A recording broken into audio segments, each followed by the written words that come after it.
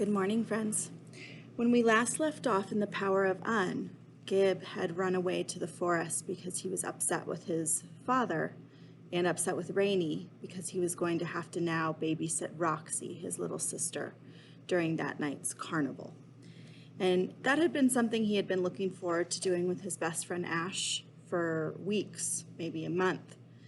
And I'm sure some of you can understand when you're really looking forward to something and then it gets canceled because of something silly.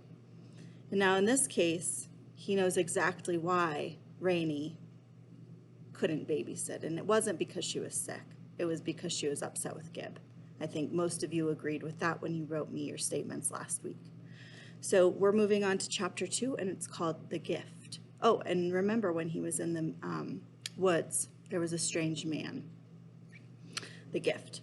The old man continued to smile at me, his head tilted. Anybody would have thought he was admiring a famous painting or something. I squirmed. I'd never seen him before in my life. He could have been the premier of Siberia for all I knew. There was no way he could have something for me, at least not anything good. Remember, at the very end of the last chapter, he said, "I've got something for you." Who are you? I asked. Not that I expected an answer. I was stalling for time while I felt around on the ground for a rock or a stick, anything I could use to defend myself. He took another step forward, and I got a better look at his face. Shining eyes, set in woven creases of skin. I could see the rest of him better, too. His coat, or robe, or whatever, looked soft and crumpled. Maybe he'd slept in it. From certain angles it glittered, and there really did seem to be smoke or vapor rising from it. Maybe he was homeless, but even so I'd never seen anyone like him. He was clean, but that electrical smell was very strong. I wondered if he'd escaped from a mental hospital. Anything seemed possible. Who am I? Not important, he said. Not important at all. He laid one finger beside his mouth and frowned. Well, that's not quite right. It is important. It's important that you not know. It's also important that we hurry. I don't have much time. My fingers closed around a nice, thick stick in the fallen leaves. I grabbed it and raised it over my head. Get away! I'm warning you. His eyebrows drew together. He held up the hand with nothing in it, palm toward me as if to shield himself, which made me feel a little braver.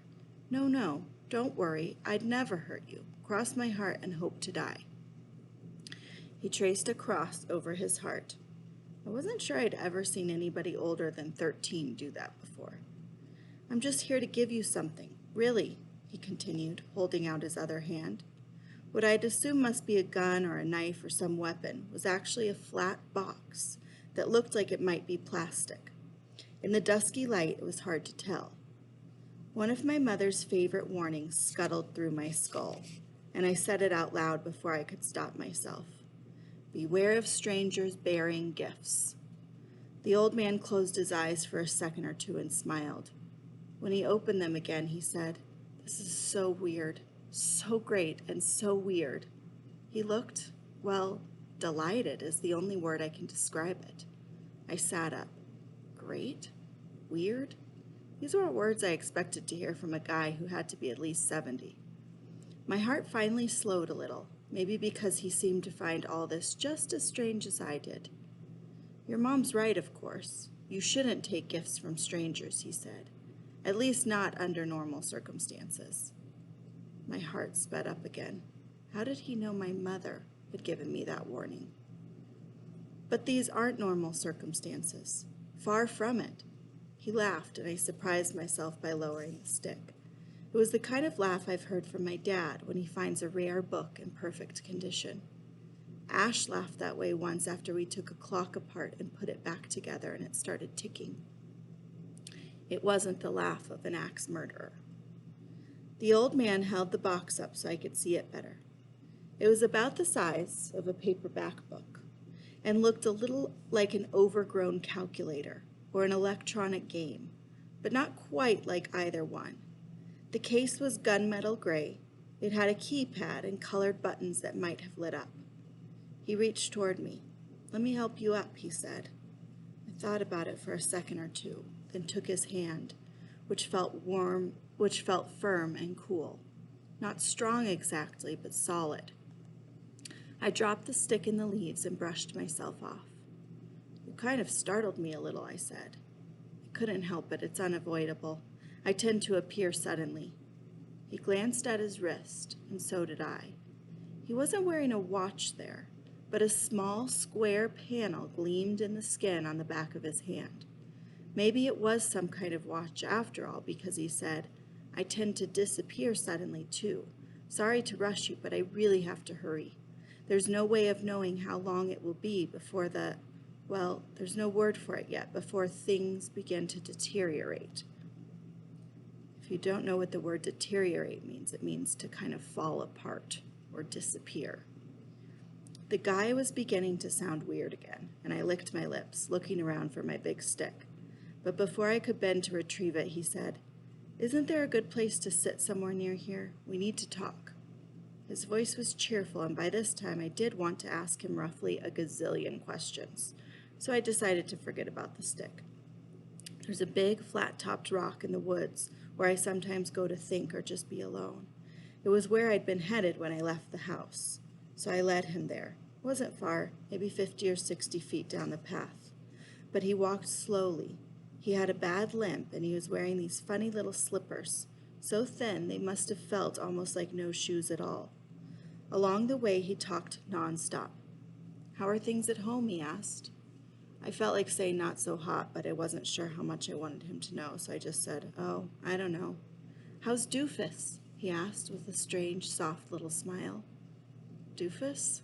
I frowned, partly because his nosiness was starting to annoy me, partly because the question and the way he asked it were so completely strange.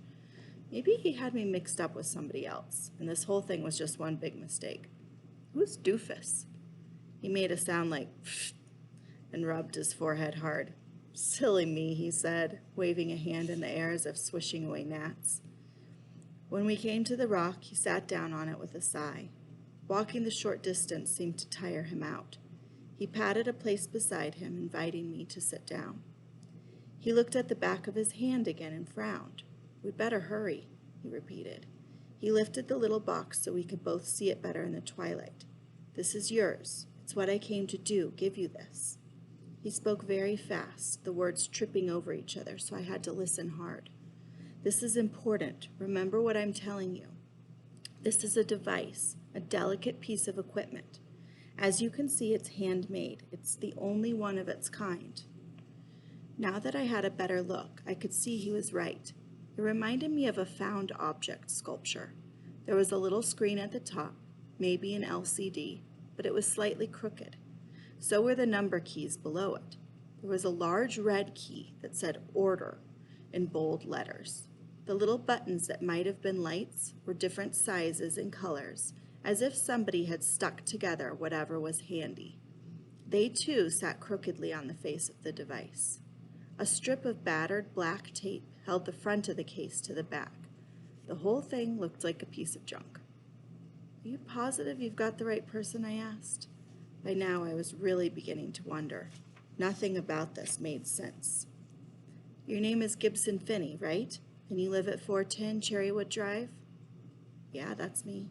"You're the right person then. There's really no doubt." "But I don't understand." The old man sighed through his nose and smiled. "That's what I'm trying to do, help you understand. Now please listen carefully, because we're running out of time and I still have a lot to explain." He was beginning to remind me of a teacher.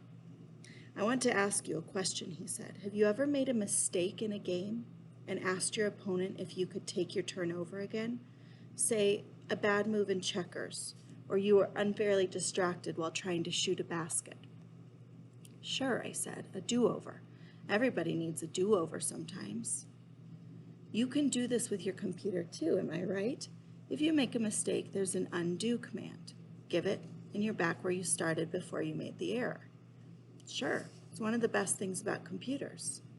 The old man's eyes shone. "Exactly. And what if you had a machine that gave you the power to undo any mistake? Not just in a game, but anytime, anywhere, any mistake at all." What? I said.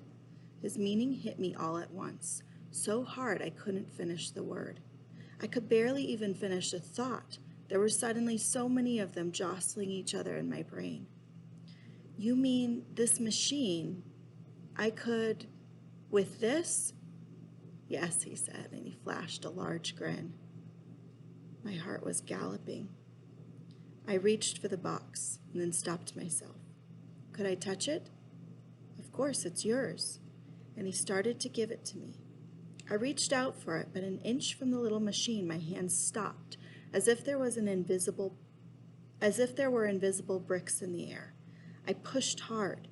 I could see the old man was pushing too. He clenched his teeth. Veins in his arm and neck stood out. Come on, he whispered. This has to be possible. He grunted and shoved so hard he almost fell off the rock when my hand finally touched the box. Okay, I'm going to stop there. I'm on page 22. So thinking about this, a machine that can undo anything, anytime, anywhere, he said. What would you do right now in your life if you could? What would you undo?